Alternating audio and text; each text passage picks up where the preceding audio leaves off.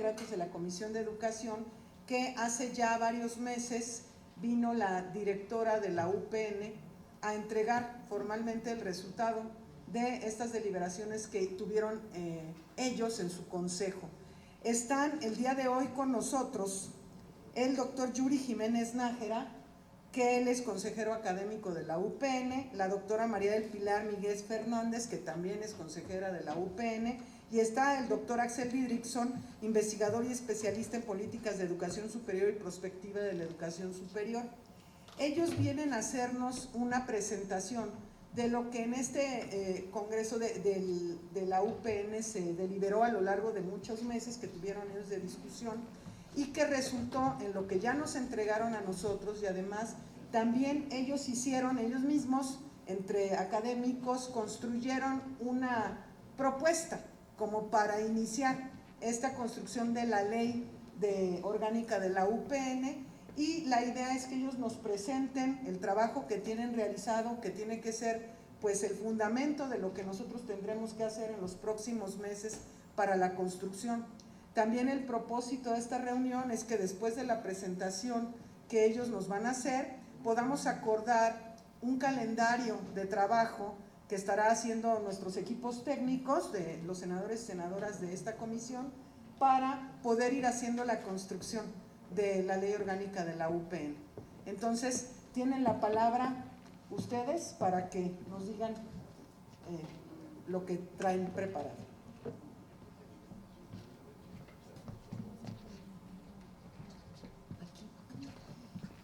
Buenos días a todos, muchas gracias. Voy a comentar cómo nos organizamos, voy a hablar un poco vamos a hablar Yuri Jiménez y una servidora de lo que ha sido el Congreso Nacional Universitario de la Universidad Pedagógica Nacional. Algunas ideas principales, porque sabemos que no hay tiempo para más, es como para recordar, tener una cierta base de la importancia, la trascendencia para nuestra institución de que se dé un cambio jurídico. Entonces voy a comenzar hablando del diagnóstico y del proyecto académico, y después el doctor Yuri hablará de la cuestión de la figura jurídica, y está con nosotros, digamos, parte de la subsecretaría, el doctor Axel, que me parece importante mencionarlo también, ¿no? De esa manera para arrancar. Bueno, ok. Entonces, recordemos que se entregaron estos documentos de síntesis de resultados y de lo que fueron la construcción de consensos y disensos en su versión más extensa. Entonces, en lo de la síntesis voy a mencionar algunas ideas fundamentales. Entonces, lo primero que hay que decir es que se trató de un congreso democrático con participación directa, o sea, ejerciendo democracia participativa. Fue un ejercicio muy importante en ese sentido, en cuanto a que todo el mundo fue convocado y todo el mundo podría participar. Si bien es cierto que siempre es necesaria una mayor participación, hubo una participación amplia en todo el país, de los tres sectores y en un plano horizontal. Es decir, desde el propio centro de trabajo, desde ahí se participaba en el congreso, y era un congreso en red, y luego nos íbamos al nivel estatal a ver qué se presentó en las distintas unidades, y así sucesivamente. Y bueno, tenemos que decir también algo muy importante, que estamos hablando de 208 unidades y subsedes en todo el país, que se atiende a más de 70,000, alrededor de 70,000 estudiantes, y con una planta de entre 4,000 y 5,000 docentes aproximadamente. Y bueno, el año pasado se desarrollaron 3 ejes fundamentales, pero antes hubo una consulta a la comunidad sobre la agenda y sobre cómo elegir a quienes organizarían el evento. No hubo representantes, ¿sí? Sino vimos de qué forma se elegía, así por insaculación, votación directa, etcétera. Entonces, esto nos parece muy importante señalarlo, porque es lo que nos da sustento a todo lo demás. Y asimismo también el primer punto, que es el de diagnóstico, es la base, es lo que nos lleva al proyecto y lo que nos lleva también a la figura. Entonces nos encontramos una primera gran sorpresa que todos sabíamos, pero que fue dicho de manera abierta y de cara, se puede decir, al país, es que hay un desvío de recursos y escaso financiamiento que limita el desarrollo institucional. Aquí vamos a ver que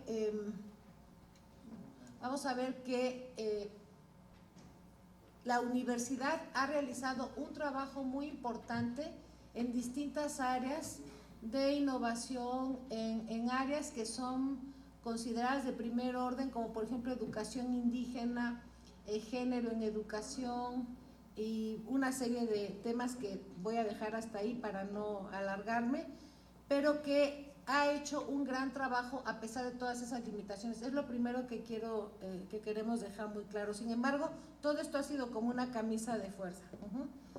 Y esto viene desde la modernización educativa. Ha habido un abandono gradual a la UPN y la planta académica requiere ser fortalecida. O sea, de veras es penoso ver en qué situación se está, ¿no? Por ejemplo, hay unidades invadidas por personal comisionado del sindicato que no cuentan con el perfil académico para el nivel de educación superior o en el campo en particular en el que se desempeñan. Esto por mencionar algunos de los elementos, el tipo de contrataciones, en fin, los salarios. Pero no estoy defendiendo yo tanto la cuestión que es importante laboral, sino que se vea en conjunto con lo que significa para el desarrollo de la institución.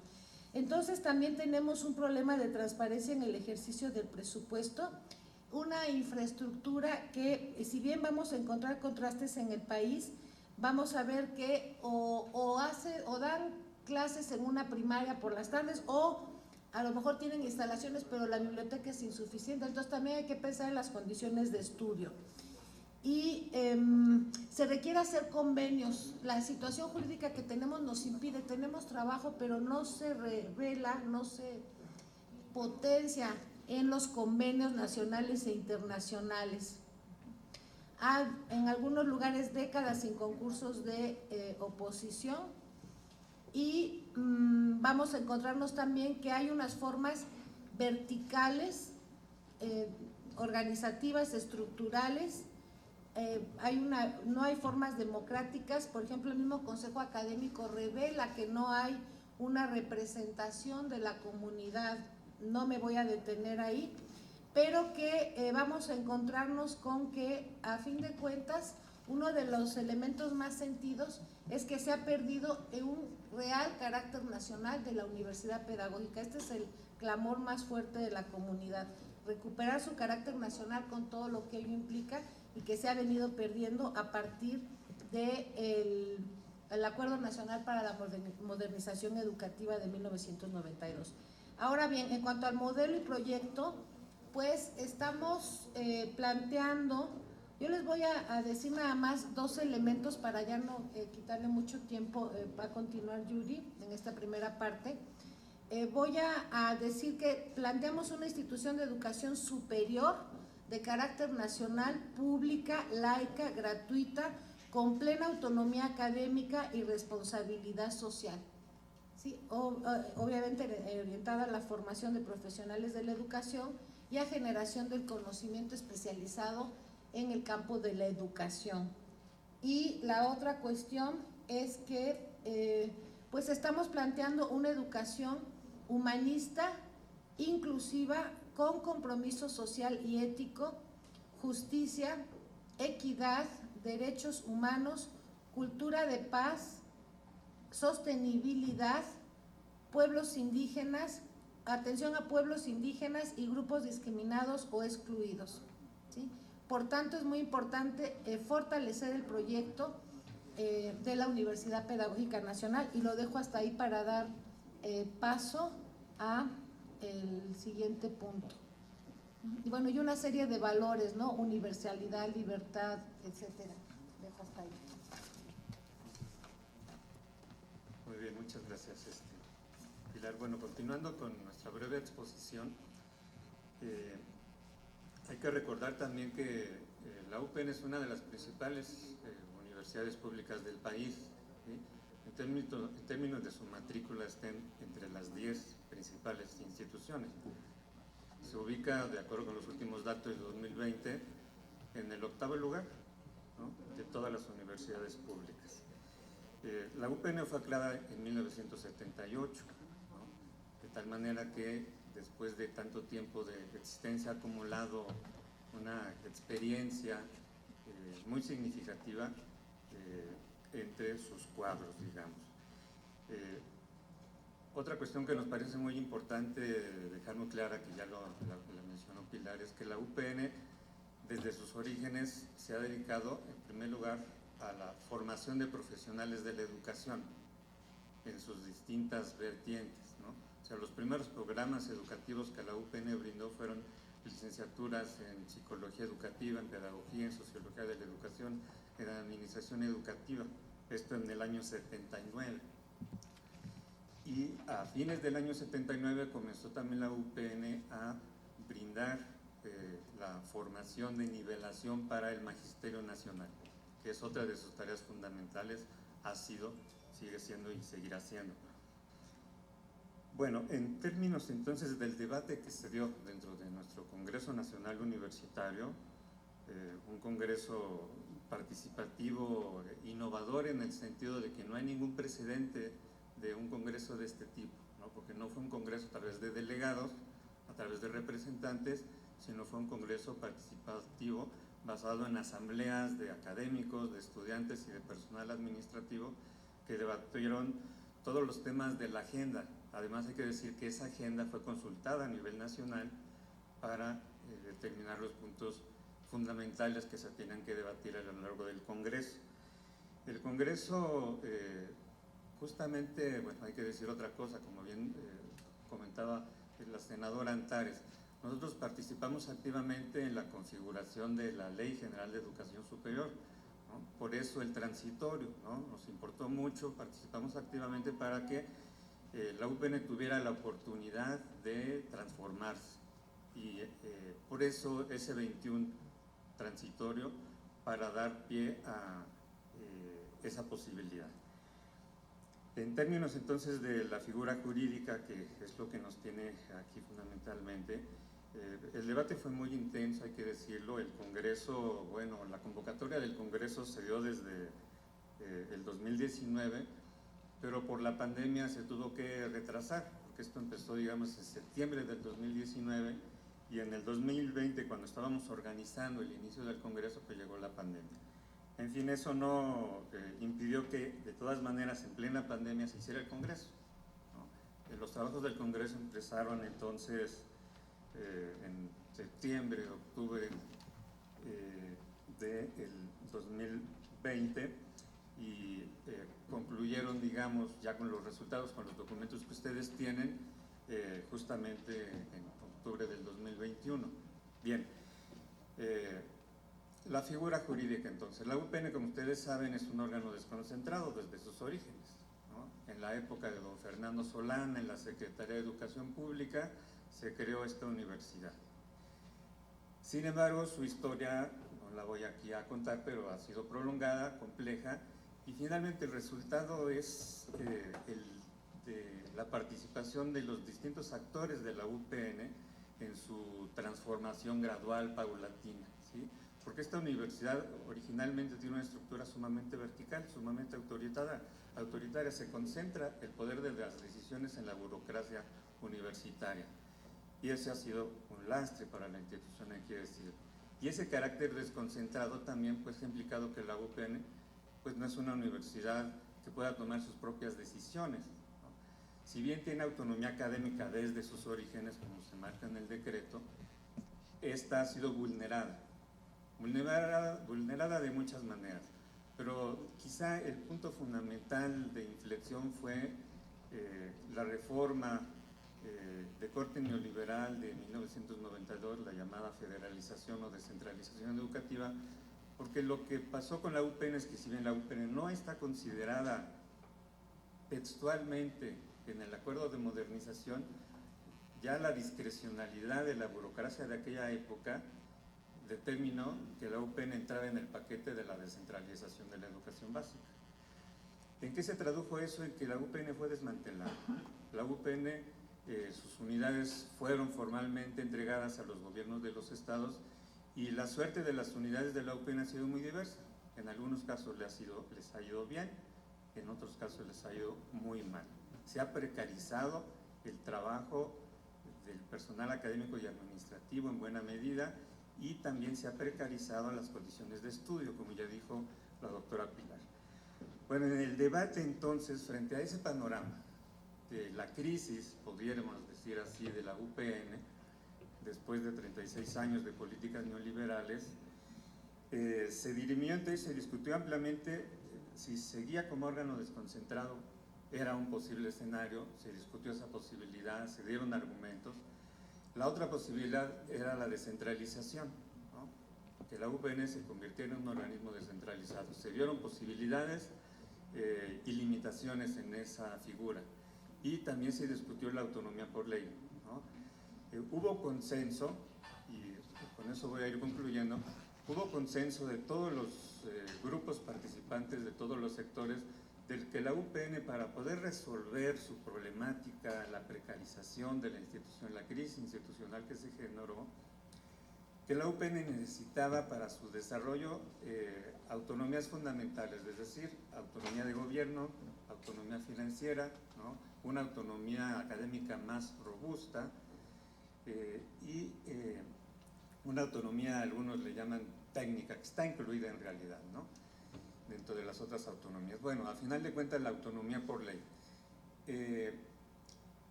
Como estos consensos se dieron, entonces la resolución fue muy interesante, porque en lo que nosotros llamamos la comisión integradora, cuando empezamos a sintetizar los acuerdos de distintas regiones del país en torno a esta problemática, nos llevamos la sorpresa de que en todas las regiones del país se había planteado la alternativa de la autonomía por ley, ¿no? Como la solución más adecuada para resolver los problemas de la institución. Porque el organismo descentralizado no le permite a una universidad tener plena autonomía, porque para empezar no puede tener autogobierno. Una universidad de carácter descentralizado se le va a asignar, se van a designar los directivos desde fuera. Y bueno, la cuestión de la autonomía financiera tampoco habría autonomía plena, porque hay mecanismos de control para los organismos descentralizados. En fin, la naturaleza entonces del quehacer universitario, eso está demostrado en la literatura internacional en términos del funcionamiento de las universidades en el mundo, para que pueda proliferar y desarrollarse plenamente el desarrollo del conocimiento en sus distintas funciones de docencia, investigación, difusión. La autonomía es la única manera de poder darle plena posibilidad a una universidad de desarrollo, ¿no? Bueno, entonces, pues estos fueron los elementos fundamentales que se plantearon, y de ahí entonces es que surgió un anteproyecto que, aunque está incompleto porque por cuestiones del tiempo nosotros teníamos una fecha fatal para entregar al Senado, establecida en el 21º transitorio. Entonces se hizo un anteproyecto de ley orgánica que formó parte, pues, de los resultados del Congreso, que hay que completar sin lugar a duda, porque, por ejemplo, los órganos de gobierno quedaron inconclusos todavía en ese proyecto, pero bueno, es una tarea que hay que completar sin duda, pero a final de cuentas sí hay una serie de insumos que nos parecen muy importantes, se van a utilizar para poder arribar a esta autonomía por ley, ¿no? Bueno, con eso concluiría. Muy bien. Doctor Didrikson. Sí, muchas gracias. Muy buenos días a todas y todos. Muchas gracias, senadora Antares, presidenta de la Comisión de Educación del Honorable Congreso de la Unión. Saludo, por supuesto, con mucho afecto a doctora Beatriz Paredes y a todas y todos ustedes, agradeciendo la presencia y la oportunidad que nos dan para expresar de manera muy concreta las prioridades y los puntos esenciales que nos traen en esta reunión para poder avanzar en el otorgamiento de la autonomía por ley dentro del séptimo apartado constitucional del tercero, que rige la educación mexicana, y subrayar la importancia que esto tiene desde las partes que estamos articulando y que ya son corresponsables de esta iniciativa. Es decir, un Congreso Nacional, como se acaba de describir, que tuvo una participación amplísima.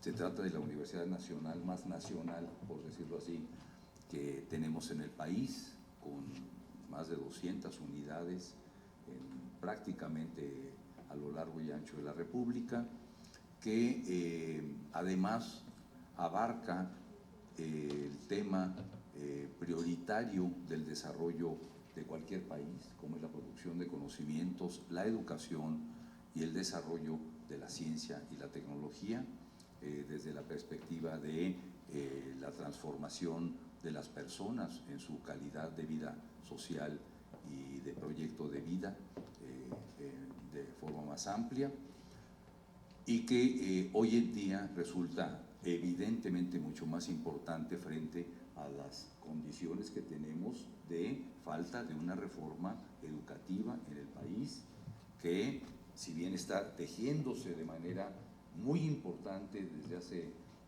nos tocó la pandemia, por supuesto, que impidió muchas cosas, pero que ya está definida con toda claridad, con un proyecto alternativo muy amplio que ha recogido lo que nosotros como investigadores educativos desde hace décadas hemos venido subrayando y que están contenidos en esta propuesta, pero que sin embargo hace falta aterrizar.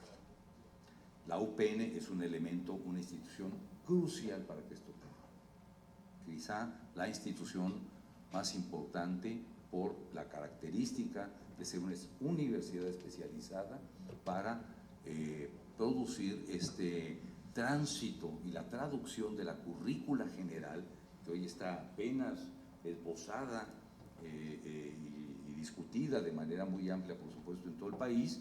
Traducirla implica, por supuesto, ver contextos sociales, territorios, condiciones de interculturalidad, condiciones de diferencias socioeconómicas, porque no es lo mismo aplicar un plan de estudios en la selva chiapaneca que en las barrancas de Tijuana o en la zona de las lomas de Chapultepec de nuestra ciudad. Entonces, la Universidad Pedagógica Nacional tiene la capacidad instalada en todos los sentidos, y esto requiere, por supuesto, poner en el centro esta capacidad desde la perspectiva de la autonomía. No quiero mencionar, porque creo que se entiende perfectamente, que nuestra historia, nuestra identidad como universidades está vinculada desde 1918, desde la Reforma de Córdoba, al concepto de la autonomía. La autonomía es para las universidades de América Latina, quizá como ninguna otra en otra parte del mundo, está contenida en su historia, en su identidad, en sus perspectivas más, digamos, orgánicas y de vínculo con el desarrollo nacional. La autonomía es consustancial y es parte del aire que respiramos los académicos. Sin la libertad que nos da la autonomía, sin la creatividad que podemos realizar, sin las posibilidades de desarrollar la investigación que proponemos desde esta libertad académica plena, con sus formas de gobierno, con las posibilidades de desarrollar nuevas áreas del conocimiento, prácticamente la universidad no existiría, o al menos existiría acotada o muy constreñida en sus posibilidades de desarrollo. Y hoy requerimos esto. La propuesta entonces a esta comisión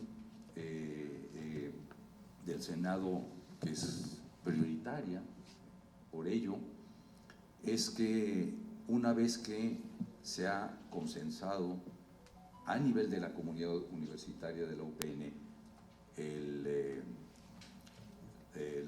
derecho a la autonomía, y como yo lo puedo asegurar por las conversaciones, incluso por la representatividad que me han otorgado de la Subsecretaría de Educación Superior de parte del doctor Luciano Conchero, que está de acuerdo con ello, y que también que lo hemos conversado con la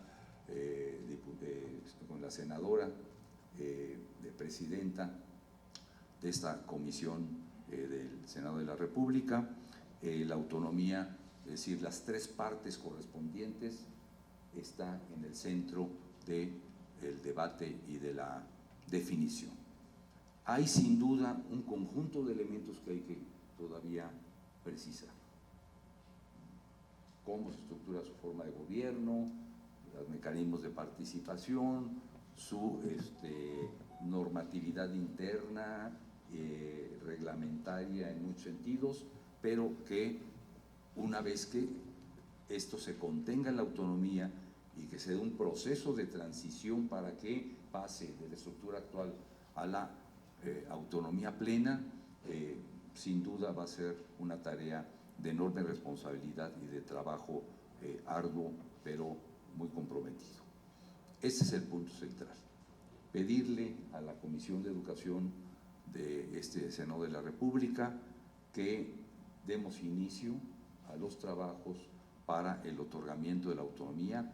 Sería un logro histórico, creo yo, como investigador que conozco y me he metido durante unos buenos cuantos años en la investigación sobre el sistema educativo, no solamente nacional, sino internacionalmente, que esta Comisión de Educación y el Senado de la República diera en este sexenio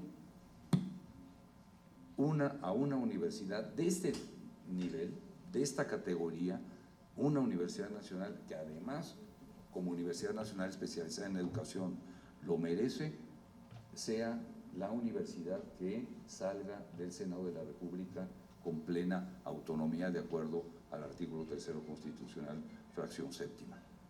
Esto sería verdaderamente un logro histórico que aplaudiría la sociedad y que además permitiría ser corresponsables para las tareas fundamentales que tenemos por delante en materia educativa, que son sin duda tareas fundamentales. Así que recojo la propuesta de la presidenta senadora que se formule un proceso de trabajo en el que nosotros, por supuesto, estamos muy comprometidos para que desde el plano de la técnica legislativa, del análisis y de, digamos, la modernidad, los cambios que han ocurrido en el significado de la autonomía, porque la autonomía no es estática. La autonomía en la historia se ha movido desde muchas maneras y ha sido sobreestimada, territorializada, segmentada, acotada, reprimida, constreñida, y hoy en día, por supuesto que en el marco de una sociedad en donde el conocimiento y la educación son factores centrales para el desarrollo de un país, la autonomía tiene que corresponderse con esta gran tarea de formar a quienes son hoy los componentes fundamentales desde el plano del capital cultural para encontrar un nuevo desarrollo soberano, científicamente hablando, tecnológico, con gran competitividad y fundamentalmente justo, equilibrado, que combata a la desigualdad profunda sobre la cual todavía vivimos, y que esto nosotros lo creemos fervientemente, depende de la educación de las mexicanas y los mexicanos. Muchas gracias por su atención. Gracias. Muchas gracias, gracias a nuestros tres visitantes del día de hoy, que es muy importante lo que traen que presentarnos. Hay mucho que decir, sin duda. Yo les digo, bueno, estamos a 15 minutos de empezar la sesión, pero abrimos para alguna participación de senadoras y senadores. Sí, senadora Beatriz Paredes. Muchas gracias. En primer lugar, saludando a la presidenta la comisión, a mis compañeras y compañeros de la comisión, dándoles la bienvenida a los representantes del Consejo Universitario que se realizó en la UPN, un gusto que estén aquí, y al doctor y buen amigo y gran conocedor del sistema educativo, Axel Didrikson. A todos los distinguidos integrantes de la UPN que están con nosotros. Voy a ser muy breve también, porque como lo dijo la senadora Antares, algunos nos tendremos que trasladar a reuniones de nuestros grupos parlamentarios antes de la sesión. Primero quiero felicitar a la presidenta de la comisión y reconocer el que haya acogido esta iniciativa de la comunidad de la Universidad Pedagógica Nacional. Yo estoy convencida, como aquí se dijo, que es una institución de extraordinaria trascendencia. De las universidades, quizás sea la de mayor trascendencia en cuanto al desarrollo del proceso educativo del país, y su papel es crucial. Yo tuve el privilegio de ser legisladora cuando Solana era secretario de Educación. Era miembro de la Comisión de Educación y tuvimos oportunidad de participar en algunas de las conversaciones que derivaron en la creación de la Universidad Pedagógica. Entonces tengo alguna idea del proceso complejo, creativo, muy serio que significó la creación de la Universidad Pedagógica.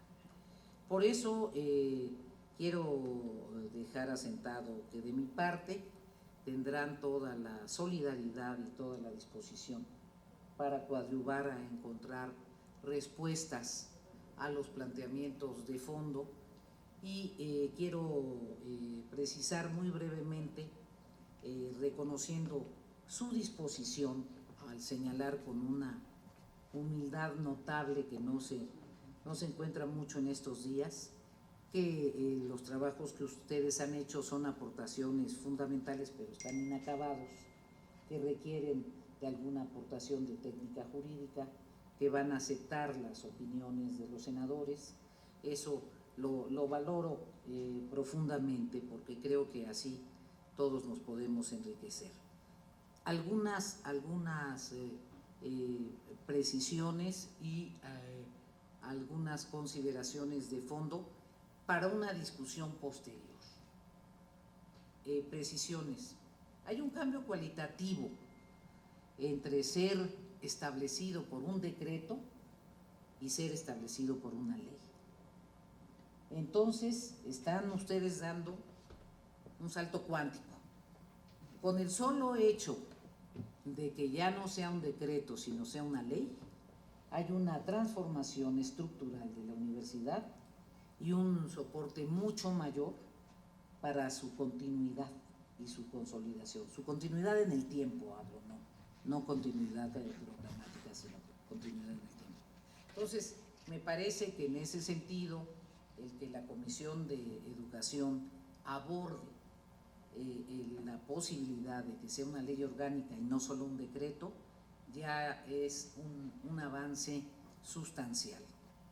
Segundo, la discusión sobre la autonomía de la Universidad Pedagógica es una discusión que al inicio, yo lo recuerdo, compete a la tensión que siempre hay entre las autoridades educativas y el sector magisterial.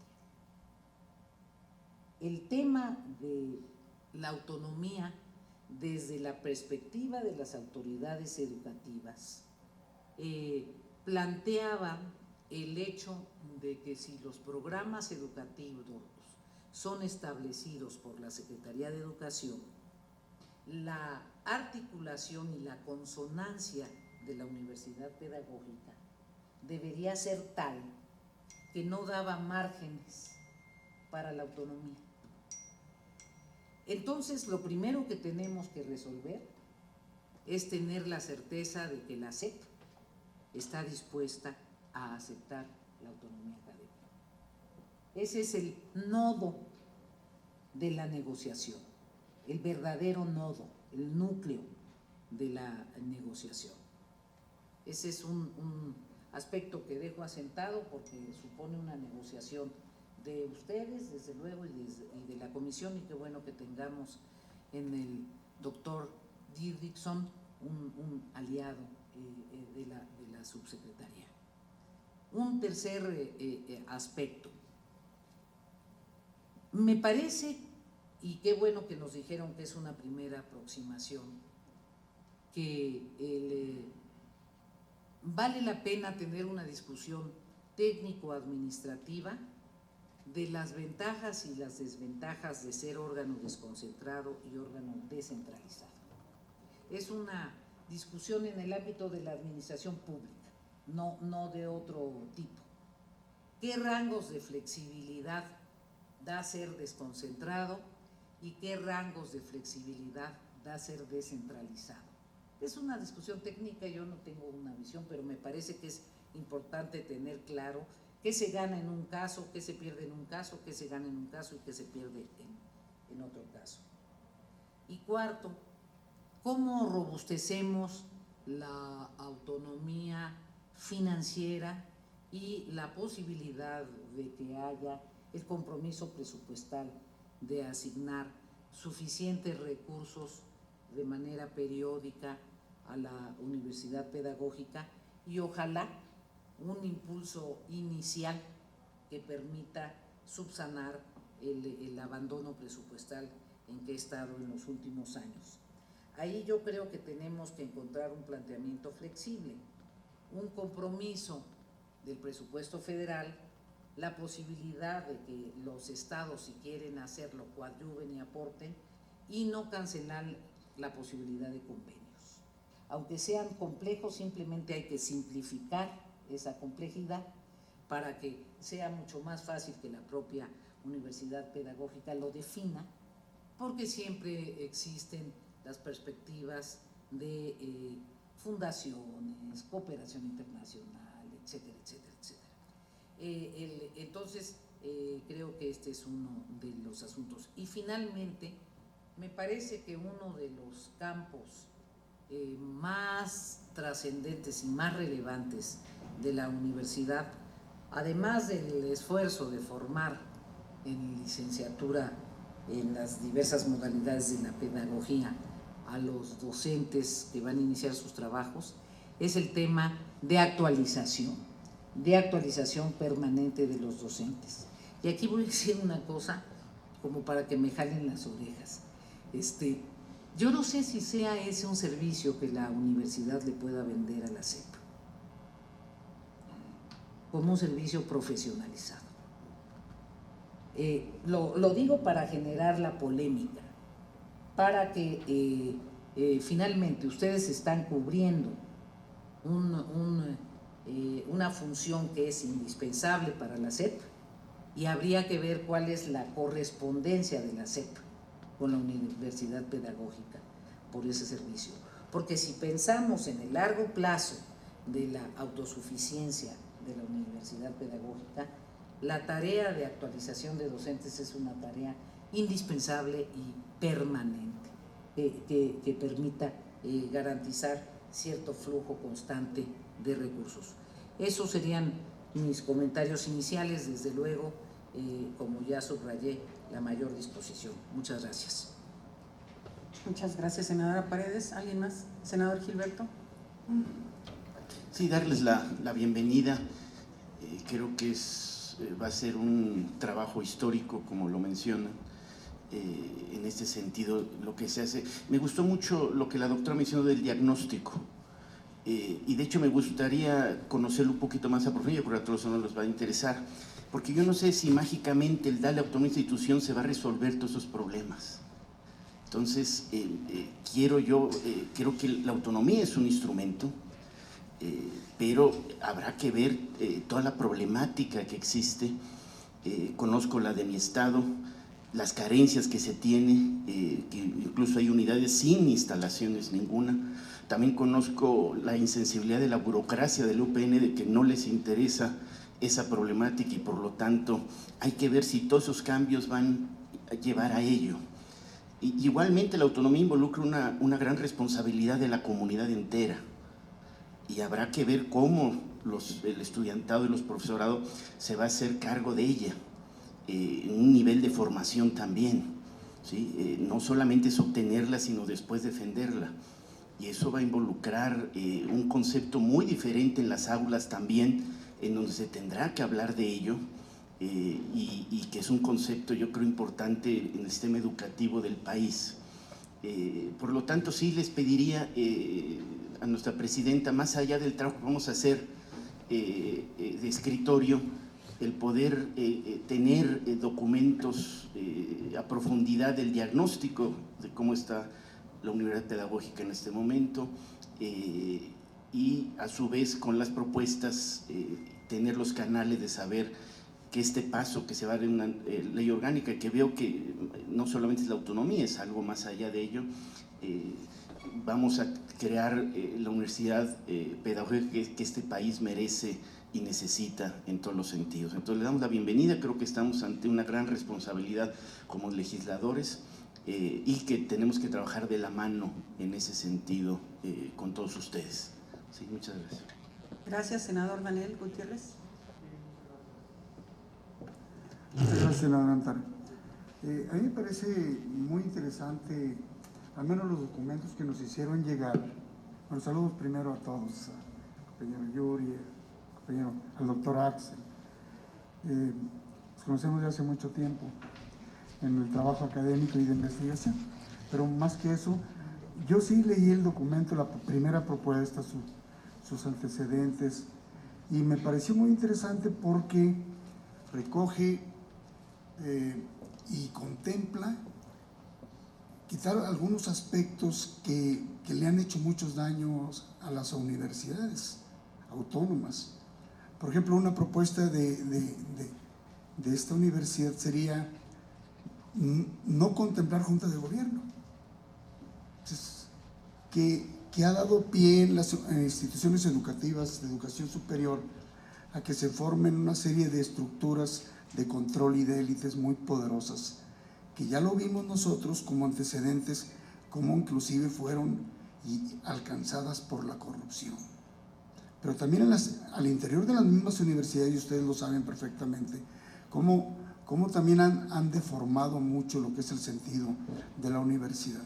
Por eso me pareció muy interesante que planteen de un Congreso Nacional, un Consejo Nacional, una autonomía, normar el ingreso, la promoción, la permanencia, acabar con los grandes vicios en cuanto a la obtención de plazas que se dio en el sistema educativo, que prácticamente fue una degeneración, como lo hemos visto nosotros con el tiempo. Cómo subutilizar el trabajo de los académicos, cómo no darles garantías laborales.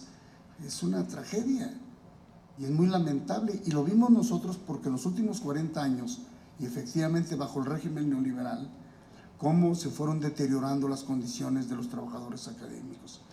Por eso, al considerar todos estos elementos y plasmarlo en una propuesta de universidad con autonomía, pero efectivamente considerando todos los defectos que tenemos en educación superior, en las universidades, pues no repetirlos. Y darles gran peso a la participación. Yo imagino que paritario, ustedes vamos a discutir las formas de gobierno de esta universidad, un gran peso a los estudiantes y un gran peso a los maestros, que son los actores fundamentales del quehacer educativo.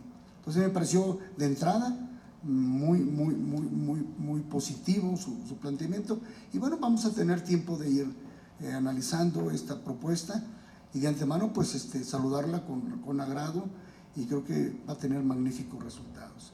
Muchas gracias. ¿Alguien más? Pues bueno, la idea es ir estableciendo una ruta de trabajo. Entonces tienen por allí en sus carpetas, las que se les entregaron, una propuesta de calendario de trabajo.